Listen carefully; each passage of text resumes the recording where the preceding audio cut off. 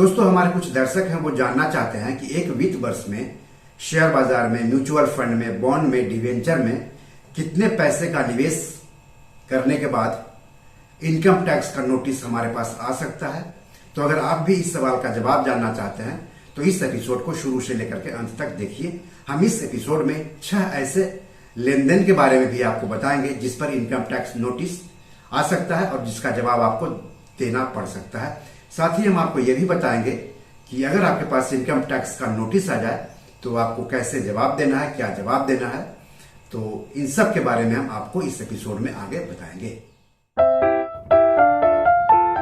तो पहले 6 लेन देन का जिक्र कर लेते हैं, उसके बाद हर लेन देन के बारे में विस्तार से हम जानेंगे। तो पहला लेन देन है बड़ी खरीद के लिए क्रेडिट कार्ड का उपयोग करना। दूसरा लेन देन है नगद में वस्तुओं या सेवाओं की खरीद। तीसरा लेन देन है बैंक लेन देन, इसमें कैश जमा करना, कैश निकालना अपने बैंक से।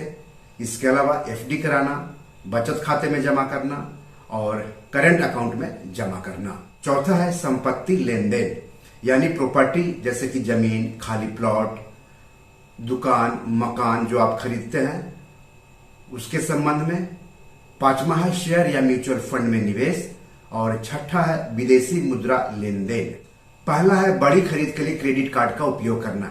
यदि आप एक वित्तीय वर्ष में अपने क्रेडिट कार्ड बिल का 1 लाख रुपए या उससे अधिक नगद भुगतान या दूसरे माध्यमों जैसे कि चेक, बैंक हस्तांतरण के माध्यम से 10 लाख रुपए या उससे अधिक करने का फैसला लेते हैं तो कार्ड जारी करने वाले बैंक को अनिवार्य रूप से इसकी सूचना आयकर विभाग को देनी होगी। टैक्स सलाहकारों का कहना है कि अगर क्रेडिट कार्ड का खर्च लौटाए गए पैसे के अनुपात में नहीं है तो आमतौर पर इनकम टैक्स विभाग टैक्स पेयर्स को नोटिस जारी करता है। जानकार कहते हैं कि कभी कभी किसी व्यक्ति के पास ऐसा क्रेडिट कार्ड हो सकता है जो उस फर्म या दूसरी कंपनी के उपयोग के लिए होता है जहां वे काम करते हैं। इसलिए इस कार्ड के माध्यम से किए गए कंपनी के खर्च को आयकर विभाग को सूचित किया जा सकता है यदि तय सीमा से अधिक किया गया हो तब। कभी कभी यह भी हो सकता है कि आप अपना क्रेडिट कार्ड किसी मित्र को उधार देते हैं जो फिर आपको आपके क्रेडिट कार्ड पर खरीदारी की जरूरतों के लिए खर्च किए गए पैसे की प्रतिपूर्ति करता है। अगर इस तरह के क्रेडिट कार्ड लेन देन के लिए इनकम टैक्स नोटिस प्राप्त करने से बचना चाहते हैं तो दूसरों की ओर से खर्च न करें और फिर प्रतिपूर्ति न लें।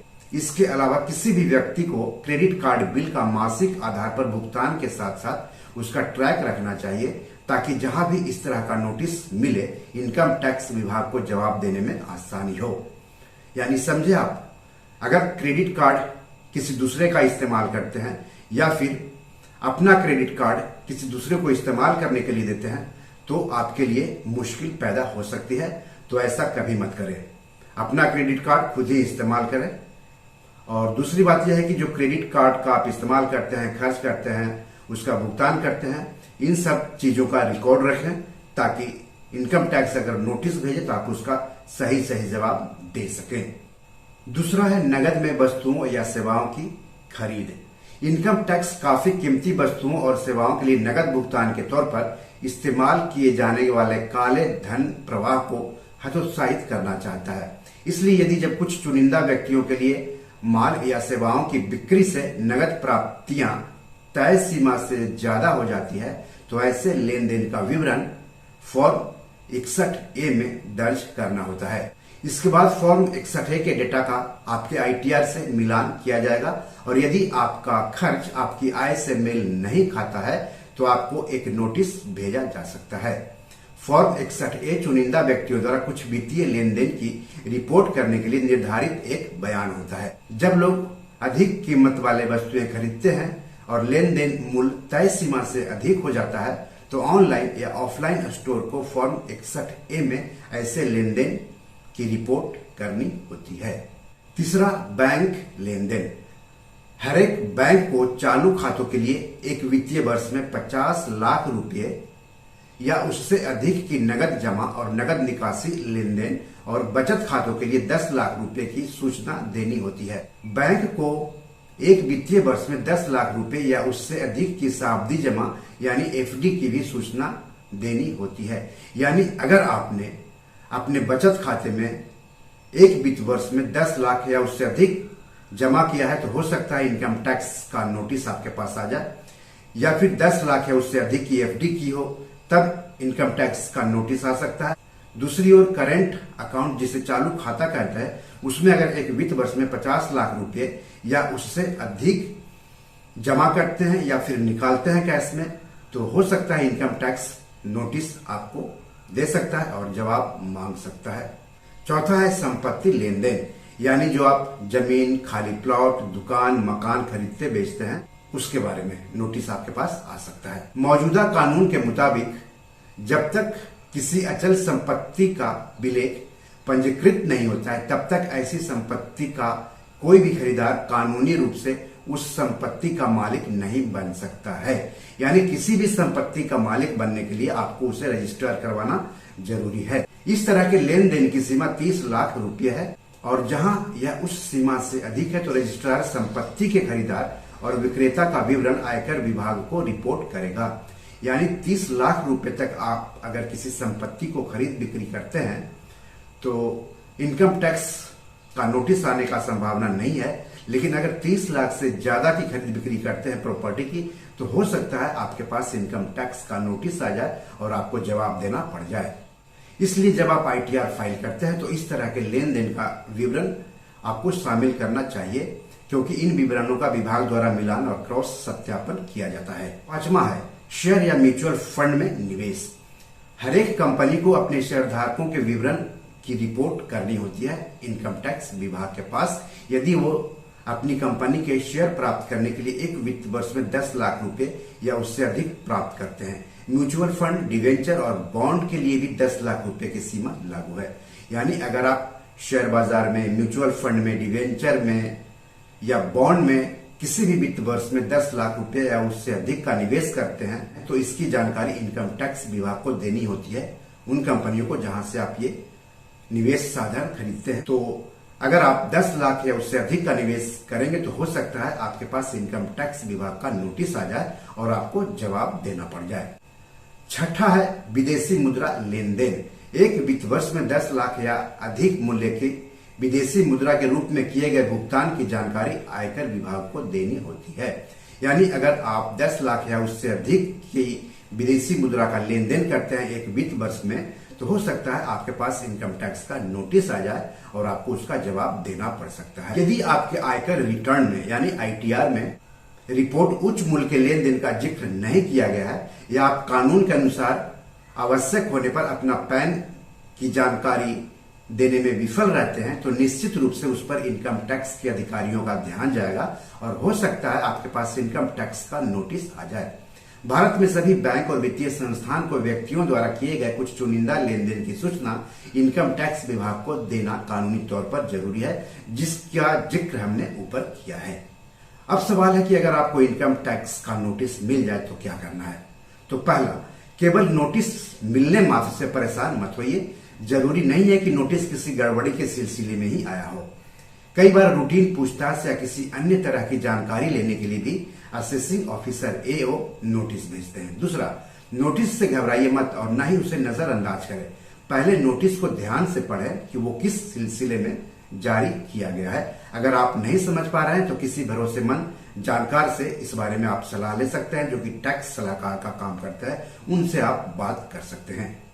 तीसरा, नोटिस आने पर यह देखें कि क्या वो आपके पैन कार्ड नंबर से जारी किया गया है या नहीं।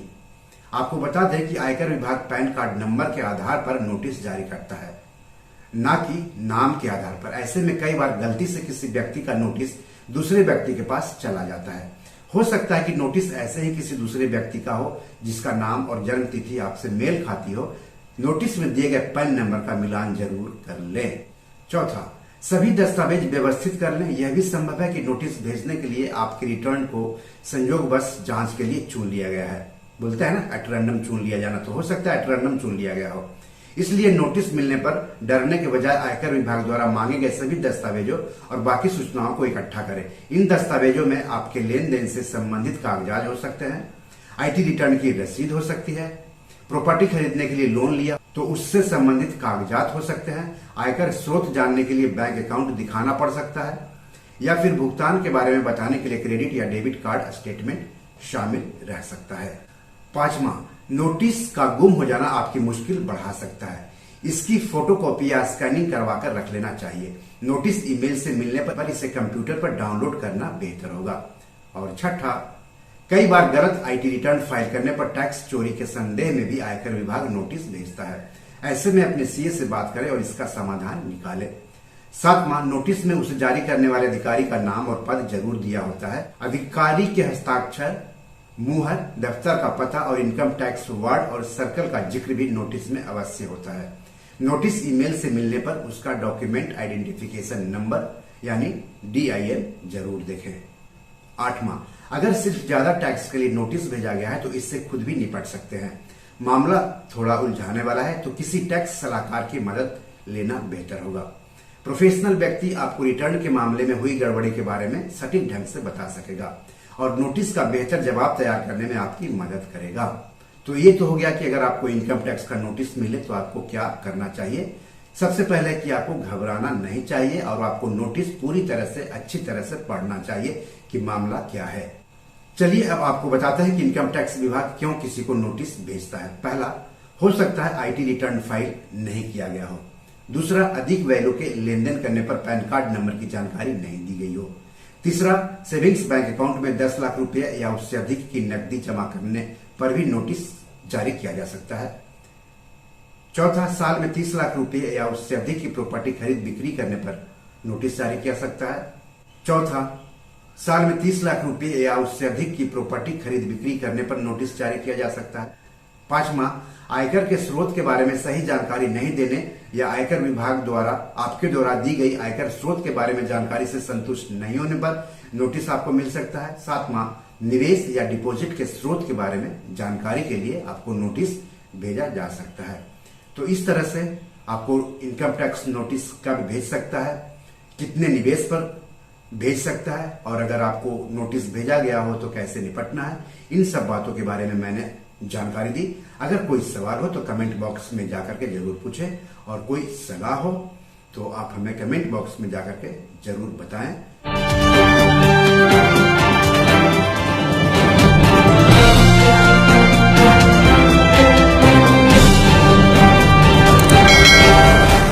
दोस्तों, ये मेरी 7 किताब है जो कि amazon.com पर पब्लिश है। आप इसे डाउनलोड करके पढ़ सकते हैं। इन किताबों के लिंक्स इस वीडियो के डिस्क्रिप्शन में दिए हुए हैं। इन 7 किताबों में से 5 किताब मनी मैनेजमेंट पर है, यानी पैसा निवेश करके अधिक पैसा कैसे कमाएं पर आधारित है।